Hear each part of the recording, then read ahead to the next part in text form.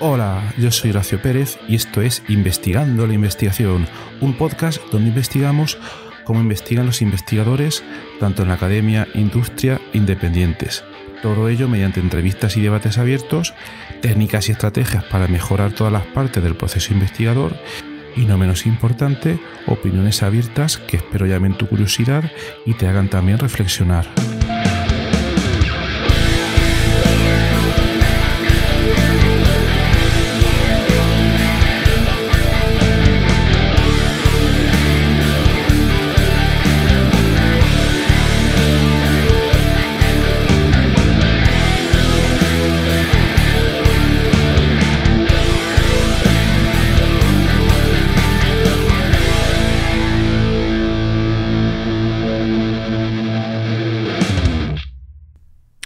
Hace muy pocas semanas Google publicó unos resultados en la famosa revista Nature, donde demostraba que conseguía por, digamos, segunda vez la supremacía cuántica.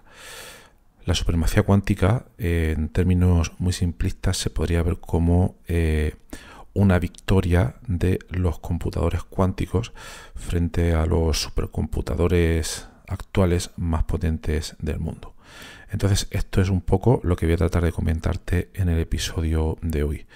Se vienen cosas un poco complicadas, por lo tanto voy a hacer primero una pequeña introducción de los términos principales de esta noticia, que a mí la verdad me ha resultado bastante interesante, y una vez introduzcamos los principales elementos, ya yo creo que te va a ser mucho más fácil entender en qué ha consistido este resultado por una parte, y sobre todo te vas a llevar el entendimiento de por qué tiene tanta relevancia este resultado. Así que primero vamos a empezar, porque me lo ha preguntado mucha gente y también lo han preguntado en nuestra comunidad de investigadores, ¿qué significa ser cuántico? Seguro que muchas veces es algo que has visto por ahí. El famoso gato en la caja de Schrödinger, es el principio de incertidumbre de Heisenberg y todo este tipo de cosas, pero vamos a intentar una definición sencilla de lo que es cuántico. Lo cuántico se refiere básicamente al mundo de lo extremadamente pequeño, donde las reglas de la física clásica, que son básicamente las que usamos para describir cosas grandes como coches, planetas, etcétera, dejan de poder aplicarse y entonces entran en juego estas leyes físicas que son las leyes de la mecánica cuántica. Son las que se cumplen a nivel atómico, molecular e incluso más pequeño. Entonces podemos decir que las leyes de la cuántica son aquellas que gobiernan el comportamiento de partículas muy diminutas. Y lo más importante aquí es que, a diferencia del mundo normal, en el que las cosas parecen sólidas y totalmente predecibles, al menos en teoría, el mundo cuántico es muy extraño y se dan una gran cantidad de paradojas. Algunas quizás se pueden decir que han sido resueltas, aunque creo que ese no sería el término correcto, porque se les da muy diferentes interpretaciones y esas interpretaciones van cambiando a lo largo del tiempo, y algunas son verdaderamente complejas. Por ejemplo, en el mundo de la mecánica cuántica, una partícula puede estar en varios estados a la vez, que es lo que comúnmente se denomina como superposición. Ese sería el término técnico. O también puede suceder que dos partículas pueden estar conectadas, y entonces lo que le pasa a una afecta de manera instantánea a la otra, incluso si están a miles de kilómetros de distancia. Entonces, esto sería lo que comúnmente se llama como entrelazamiento cuántico. ¿Veis? Ya hemos visto dos propiedades que son un poco curiosas, tanto la superposición como el entrelazamiento cuántico. Luego, como curiosidad, alguien preguntaba, ¿existen diversas categorías dentro de la cuántica? Bueno, categorizar áreas siempre suele ser relativamente difícil, pero yo creo que podríamos decir que dentro de lo cuántico no hay categorías rígidas, aunque sí que podríamos hablar de diferentes aplicaciones, de diferentes áreas en las cuales se puede aplicar la cuántica. Y por comentar algunas de ellas, podríamos tener, por ejemplo, la física cuántica, que es la teoría que describe cómo funcionan las partículas subatómicas y que es la base de toda la cuántica. Luego podríamos hablar también de la computación cuántica, que es en lo que nos vamos a centrar hoy. La computación cuántica es básicamente la aplicación de todas estas leyes para construir computadoras que sean muchísimo, pero muchísimo más potentes que las actuales existentes hoy en día, incluso los supercomputadores más potentes del mundo. Siguiendo en estas categorías podríamos tener las tecnologías cuánticas, que son tecnologías que permiten fabricar sensores muy sensibles, o también las famosas técnicas de criptografía para, digamos, codificar comunicaciones, y que se basan, las más potentes, las que son más difíciles de romper, que se basan en principios cuánticos. Luego, por último, hay muchísimas, podemos estar comentando muchos casos, pero me voy a ir a la última, que es una de las que me afecta de manera más directa, que sea la química cuántica, donde los principios de la física cuántica se aplican para entender cómo interaccionan los átomos y las moléculas. Entonces, una pequeña introducción de lo que es la cuántica. Y también alguien preguntaba en nuestra comunidad de investigadores, decía, ¿qué fue antes de lo cuántico? Quizás se podría decir que antes de que se entendiera el mundo cuántico, la física clásica dominaba nuestra forma de ver el universo. Es decir, básicamente, a finales del siglo XIX, la física, hasta esa fecha, la física de Newton y de Maxwell explicaba el movimiento de los objetos grandes y fenómenos como la gravedad o el electromagnetismo. Pero a finales del siglo XIX comenzaron a aparecer experimentos que estas leyes, comúnmente llamamos física clásica, no podían explicar. Y fue entonces cuando físicos como Max Planck, Albert Einstein, Niels Bohr y muchísimos otros propusieron las ideas iniciales que más tarde darían forma a la mecánica cuántica. Entonces yo creo que, en resumen, lo cuántico surgió como una respuesta a preguntas que la física clásica en ese momento no podía contestar. Y desde entonces han revolucionado nuestra comprensión de la realidad. Aquí obviamente podríamos decir, pero eso mejor lo dejamos para otro capítulo, que actualmente hay muchísimos otros experimentos que no podemos explicar todavía y que quién sabe si va a venir alguien con algunas ideas totalmente nuevas, con algún tipo nuevo de teoría que permita explicar estos experimentos. Pero de momento vamos a seguir con la cuántica. Y ya, como decíamos, el episodio de hoy va sobre la supremacía cuántica. Vamos a definir un poco más con propiedad lo que es la computación cuántica.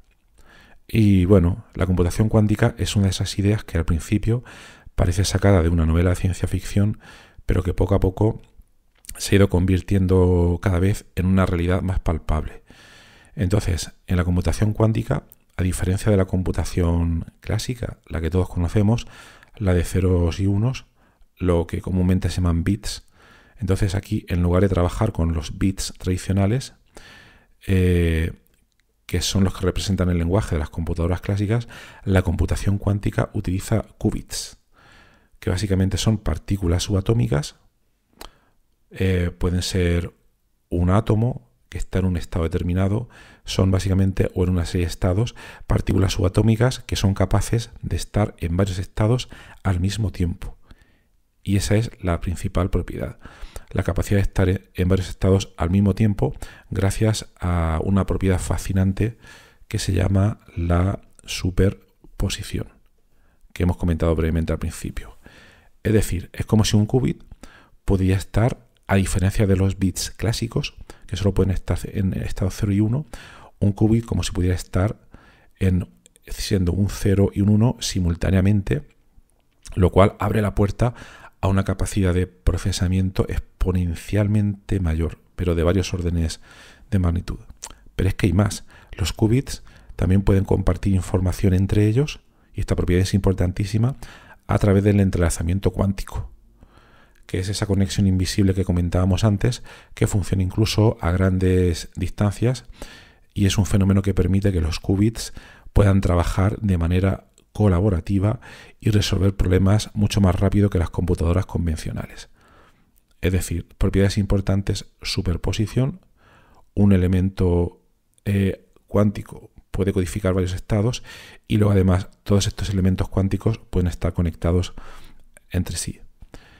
En realidad, y en términos más detallados, el entrelazamiento cuántico crea conexiones profundas entre los qubits que no tienen en la realidad un equivalente en el mundo clásico. Imagina por un momento que dos qubits están entrelazados y cualquier cambio en uno de ellos afecta instantáneamente al otro, independientemente, como comentábamos, de la distancia física que los separe. Pero esto en realidad, a un nivel mucho más profundo, desafía completamente todas las nociones tradicionales que tenemos de causa y efecto, y al final lo que permite, que es lo que podemos medir nosotros en los experimentos, permite crear una red en la que los qubits pueden compartir información de manera extremadamente eficiente. Otra cosa es que seamos capaces de comprenderlo o no. Además, en un sistema cuántico, esta propiedad permite explorar múltiples combinaciones de datos al mismo tiempo, en lugar de procesarlas una por una como haría una computadora clásica. Esto, que es importantísimo, mucho más importante de lo que parece a simple vista, es lo que otorga a los sistemas cuánticos su enorme potencial para resolver problemas súper complejos como optimizaciones a gran escala, simulaciones moleculares y análisis de datos masivos. Y esto se puede procesar, o se promete, mejor dicho, que se puede procesar en tiempos que serían imposibles para las supercomputadoras actuales más avanzadas del mundo. Además, hay que tener en cuenta que este entrelazamiento introduce la posibilidad de que los qubits trabajen en equipo, y esto permite que el sistema completo formado por todos estos qubits sea mucho más poderoso que la suma de sus partes. Y esto nos va a influir en la velocidad de proceso, pero además también en la precisión que se puede obtener de estos cálculos. Por resumir muchísimo, es como si cada qubit contribuyera al trabajo del sistema completo, amplificando su capacidad para abordar problemas que los métodos clásicos no pueden incluso manejar de ningún modo. Pero bueno, hasta aquí hemos comentado la parte ideal, la parte prometedora. Porque seguro que os estaréis preguntando, bueno, si esto suena tan bien, ¿cómo es que no se oye más a menudo? ¿Cómo que este es uno de los pocos artículos que hablan de supremacía cuántica? Bueno, pues que en realidad todas estas tecnologías a día de hoy todavía están en fase de desarrollo. Y en realidad la computación cuántica no está exenta de retos y de complicaciones. Hay muchas cosas que hay que resolver todavía. En realidad es un terreno que está lleno de potencial, pero también de muchas incertidumbres. Es decir, para que esta tecnología se pueda integrar en procesos industriales, como lo han hecho a día de hoy todas las computadoras clásicas, hay que superar todavía muchos obstáculos clave. Y uno de los principales problemas que se presentan es la escalabilidad. Es decir, ¿cómo podemos pasar de unos cuantos cientos de qubits en un laboratorio, que es más o menos lo que se consigue a día de hoy en 2025, a miles e incluso millones de qubits que además operen de manera fiable en un entorno comercial? Esto no se ha conseguido todavía. Y se supone que todavía queda mucho, pero que mucho camino hasta que se pueda llegar. Actualmente estamos en cientos de qubits. Nos podemos meter también en que hay qubits de muy diferente tipo, pero sería un episodio súper largo. Y yo tampoco soy un experto en el área. Pero en término promedio podemos hablar de situaciones de cientos de qubits. Entonces todavía nos queda muchísimo para llegar a una máquina que tenga un potencial importante. Y bueno, y también hay otros desafíos. Otro importante es el coste y la complejidad de la implementación de un computador cuántico. Los sistemas cuánticos actuales requieren condiciones extremadamente controladas, entre ellas, por ejemplo, que las temperaturas sean cercanas al cero absoluto. Y para ello se necesitan unos equipos que son súper especializados para poder operar en estas condiciones. Y esto es que al final lo que supone es que limita su acceso a muy pocos centros de investigación y empresas tecnológicas. Por tanto, es muy difícil que puedan haber aplicaciones muy amplias y accesibles que pueda utilizar todo el mundo, ¿no? Pero luego, por otra parte, no solo basta con que las computadoras cuánticas puedan resolver problemas teóricos, que están muy bien, y que sucede en papers un poco como el que vamos a comentar hoy. Está bien demostrar que la supremacía cuántica, y me estoy adelantando al resultado principal, os estoy haciendo un spoiler, puedan conseguir unas aceleraciones increíbles. Pero el siguiente paso, el paso importante, sería demostrar utilidad práctica en entornos reales, en casos industriales, como pueda ser en la industria farmacéutica, en la logística o en casos reales de aplicaciones rutinarias de inteligencia artificial. Pero aquí todavía queda.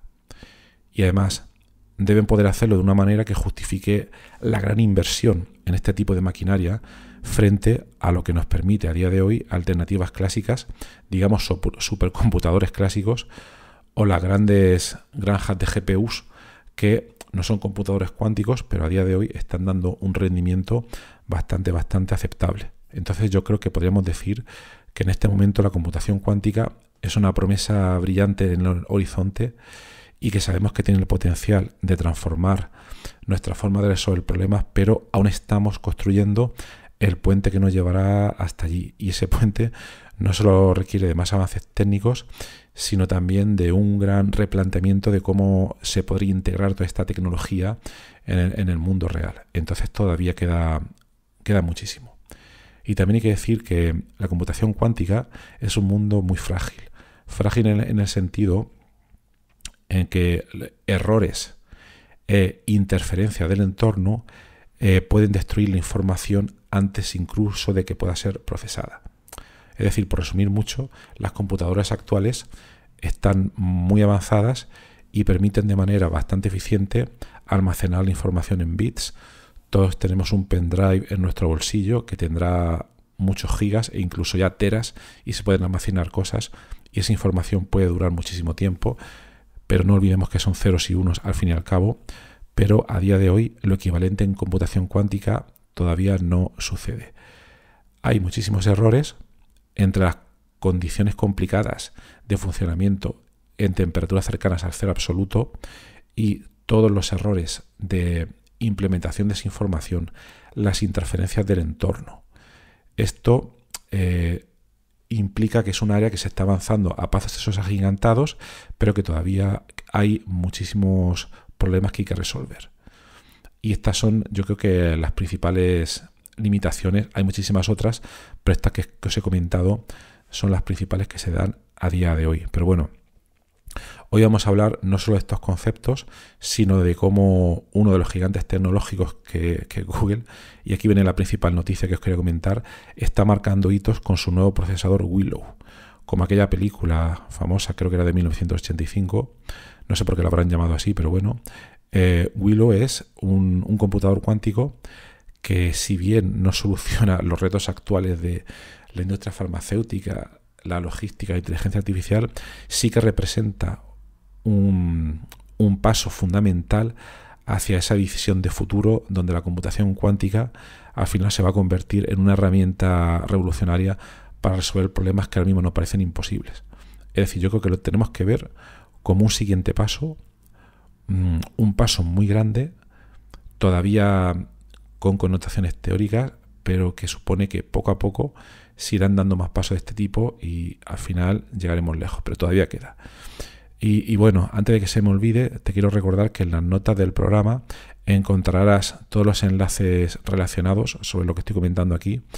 Y también te pediría que si te gusta el podcast, por favor, compártelo con tus amigos, ponle estrellas o deja una reseña positiva en las plataformas en las que está, Spotify, Apple Podcasts, iVoox, YouTube o donde lo escuches, ya que, bueno, tu apoyo puede hacer una gran diferencia a este podcast. Entonces, bueno, ya hemos hecho un poco la introducción. Vamos a ver qué es lo que se ha conseguido hasta ahora en este área en general. Es decir, antes de presentar los resultados de Google, vamos a hablar brevemente de lo que se ha conseguido en general en este campo de la computación cuántica en todo el mundo, los principales avances conseguidos, porque así vais a poder ver con una mejor perspectiva lo que Google ha obtenido. Entonces, bueno, hasta ahora el viaje hacia la computación cuántica práctica ha sido bastante desafiante, que es un poco lo que comentábamos antes. Desde que se plantearon las primeras ideas de cómo las leyes de la mecánica cuántica podrían aplicarse al procesamiento de información, esto ha sido en realidad un camino lleno de muchísimos avances, pero sobre todo al principio han sido avances teóricos.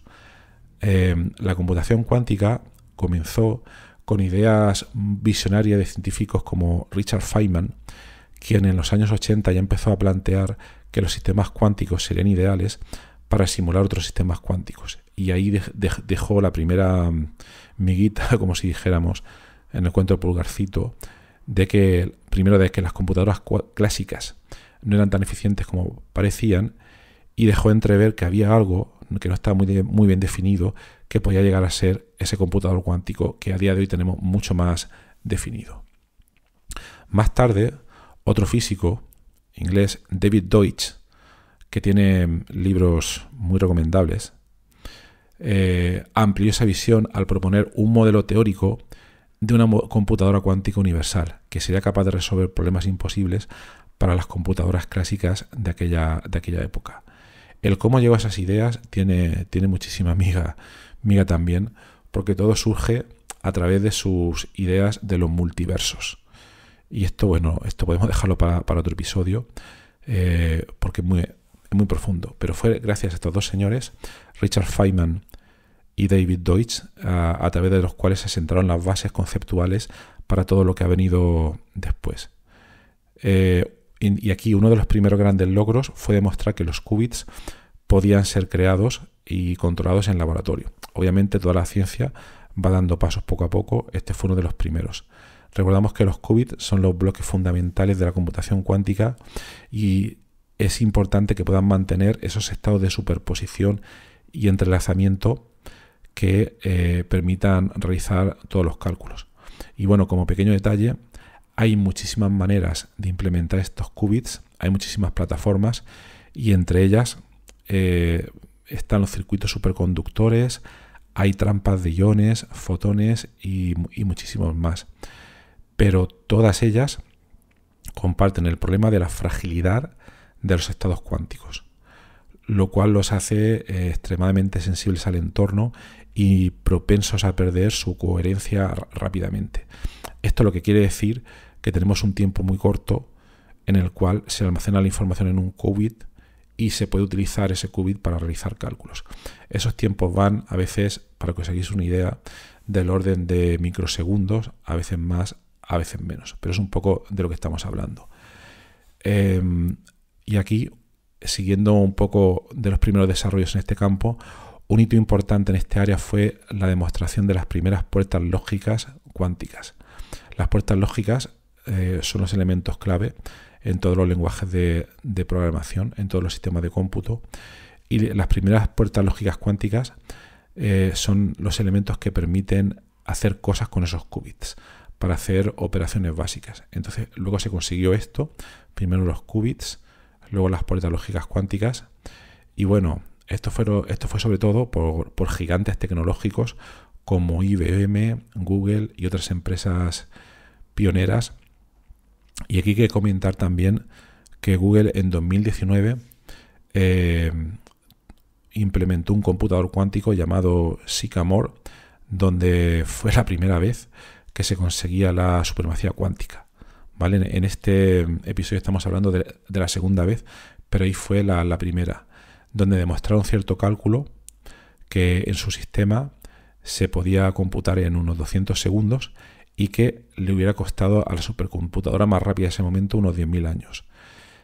Bueno, la verdad que este paper, publicado también en Nature, levantó un revuelo considerable y a día de hoy tiene bastante crítica. Entonces digamos que 5 años más tarde Google ha resuelto aparentemente muchos de los problemas que tiene ese sistema e incluso ha conseguido un resultado mucho más impactante. Y esto ha pasado también con otras empresas, con otros fabricantes de computadores cuánticos.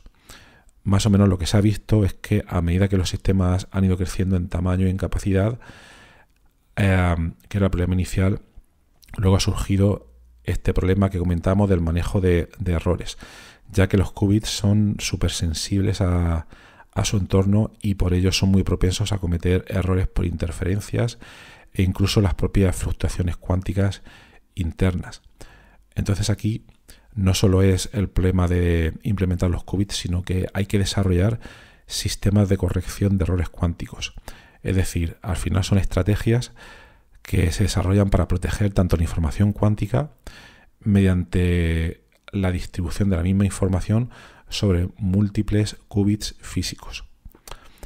Es decir, nosotros pensamos las computadoras digitales, hay un core que realiza unos cálculos, etcétera, pero aquí, como los qubits son tan, digamos, inestables, lo que tenemos que hacer es tener múltiples qubits físicos y estos a su vez representan un qubit lógico, que el qubit lógico es el que nos interesa, es el que para nosotros va a realizar ese cálculo, ¿vale? Es como si estos se estuvieran apoyando entre sí para realizar esos cálculos, o de otra manera un poco más precisa, podemos decir que los qubits físicos son las unidades físicas que forman el sistema, mientras que los qubits lógicos son combinaciones de estos que a través de la corrección de errores logran una muchísimo mayor estabilidad y fiabilidad. Y que la idea aquí es que incluso si algunos qubits fallan, la información se pueda recuperar siempre y cuando obviamente el sistema se diseñe de manera correcta, ¿no? Entonces, en toda esta línea de investigación se han conseguido avances súper significativos y se han tenido que desarrollar ya no solo los qubits, sino que además se han desarrollado códigos de corrección de errores, como, hay muchísimos. Yo no soy un experto en este área, yo no soy un experto en nada, yo simplemente os estoy contando aquí cosas que me fascinan y que trato de aprender y de transmitir un poco. Pero se han desarrollado códigos de corrección de errores, entre ellos los códigos de superficie, que esto es un tema bastante complejo, que son los que ayudan a reducir todos los errores que se desarrollan en estos sistemas. Y lo último es que habría que mencionar aquí es que antes del trabajo que vamos a discutir hoy, la computación cuántica ha dado todos estos pasos gigantescos que vamos a resumir: creación de qubits, manipulación de esos qubits, reducción de errores, que podrían ser los principales. Y aquí Google, junto con IBM y con otros pocos, son de los mayores key players, de los mayores jugadores ahora mismo para poder conseguir grandes desarrollos en este área. Entonces, ya yendo al artículo en sí, como os he comentado, estará en las notas del programa. Lo que ha conseguido Google hasta ahora se podría resumir, yo creo que básicamente en cuatro grandes áreas. Uno de ellos sería, en cuanto a la corrección de errores, es que uno de los aspectos más emocionantes de este avance conseguido en computación cuántica, es que se ha logrado superar un umbral histórico en esta corrección de errores. Están estos códigos de superficie, que lo que se ha conseguido es que se puedan aumentar a una distancia de 5 y 7. Y esto, en términos simples, lo que quiere decir es que los errores se distribuyen entre varios qubits para gestionarlos de manera muchísimo más eficiente. Y en términos prácticos, es que la tasa de error por cada ciclo de cómputo, como si dijéramos, está aproximadamente sobre el 0,2%.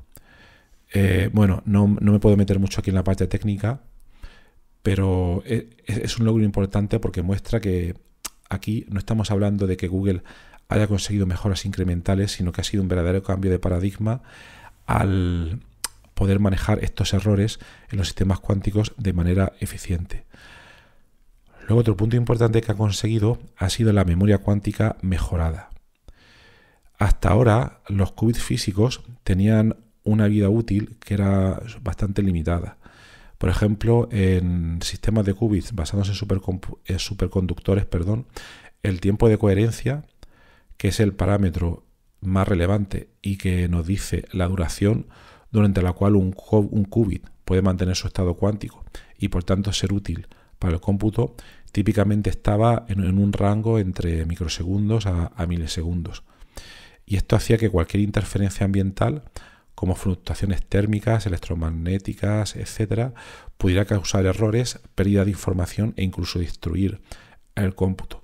Y esto dificultaba sostener operaciones complejas sin que se perdiera esa información. Pero aquí lo que se ha conseguido es que en este nuevo sistema la duración de vida del qubit lógico no solo es estable, sino que excede muchísimas veces todo lo que se conocía hasta ahora, por todos los diversos avances técnicos que ha conseguido Google. Y además no se trata de un sistema que funcione bien en un laboratorio bajo condiciones perfectas, sino que lo que han conseguido también es que este sistema funcione con una gran estabilidad durante más de 1 millón de ciclos, tal y como reportan en la publicación, y con un tiempo de corrección de errores de apenas microsegundos por ciclo. Y esto al final lo que implica es un nivel de precisión bastante alto y un nivel de consistencia que antes no existía. Y aquí, bueno, yo creo que habría que comentar también que esto es un recordatorio de que la verdadera innovación no solo consiste a veces en crear algo nuevo, porque todas estas ideas ya existían antes, sino en hacerlo funcionar de una manera muchísimo más eficiente, consistente y predecible. Entonces yo creo que todo el trabajo que han hecho, este es uno de los avances más importantes de todos ellos.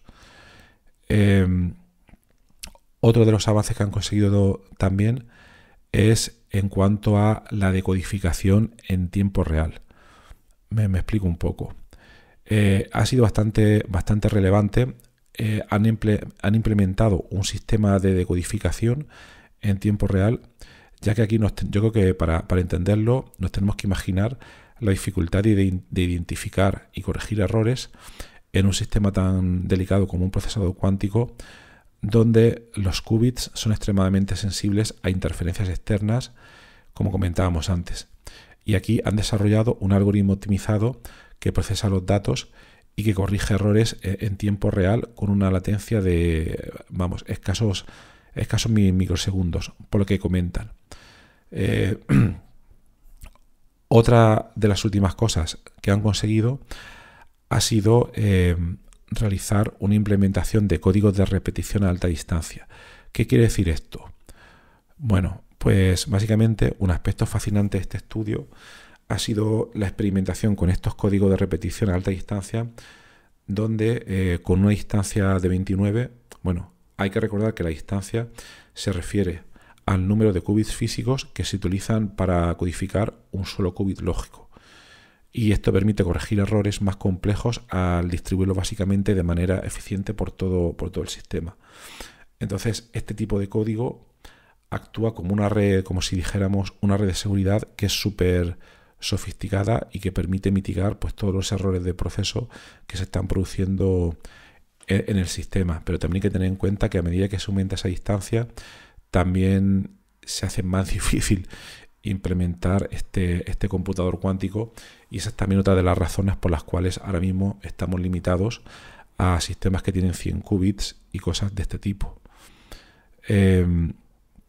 Entonces, además, este hallazgo subraya una verdad importante, y es que la computación cuántica, como comentábamos, no es solo un reto de hacer funcionar los qubits de manera individual, sino también de cómo gestionarlos en conjunto para que trabajen como un sistema eficiente y robusto.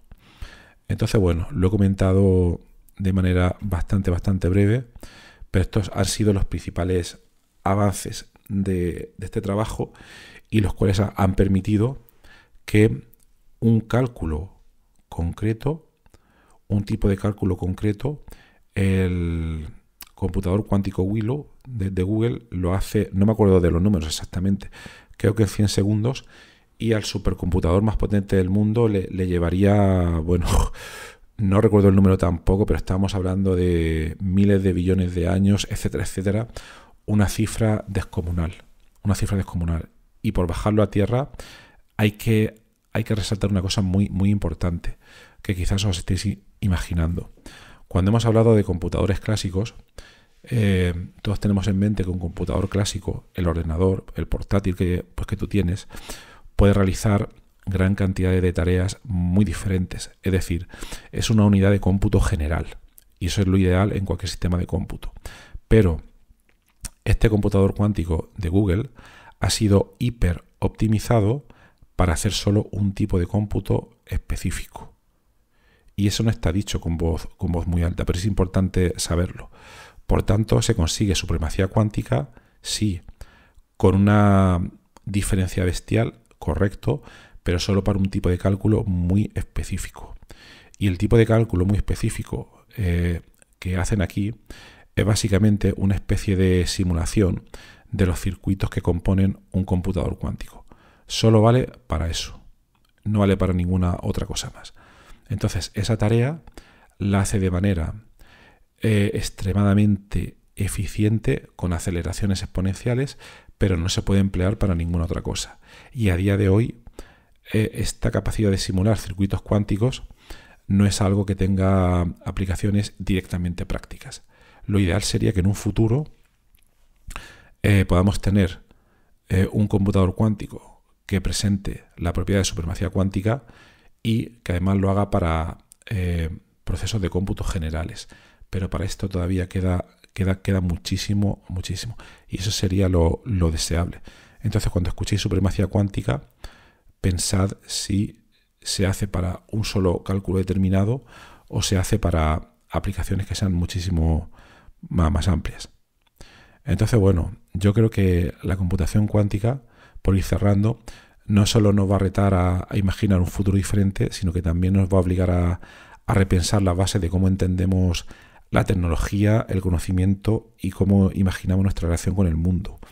Y yo creo que esto al final, cuando se desarrolle de manera eficiente, va a marcar un punto de inflexión donde por primera vez, por ejemplo, en este caso, en este trabajo, se ha demostrado que los códigos de superficie pueden operar con éxito por debajo del umbral de error crítico, y esto lo que permite es una base sólida para construir cada vez sistemas cuánticos a gran escala que sean cada vez más eficientes. Pero bueno, tenemos que tener en cuenta que ese camino de desarrollo no está completamente despejado y todavía existen muchísimos desafíos técnicos que tenemos que resolver o que tienen que resolver, porque hace falta mucho dinero para poder investigar en este área. Porque tenemos muchos problemas, todos los problemas comentados, la escalabilidad, los errores, etcétera. Entonces yo creo que este progreso comentado con este gran trabajo que ha hecho Google nos puede invitar a reflexionar sobre cómo se redefine nuestra percepción de lo posible, ¿no? Ya que, como comentamos, la fragilidad que tienen todos estos sistemas cuánticos, yo creo que nos enseña a que incluso las estructuras más delicadas, si se coordinan de manera eficiente, pueden convertirse al final en herramientas súper poderosas para cálculos súper complejos.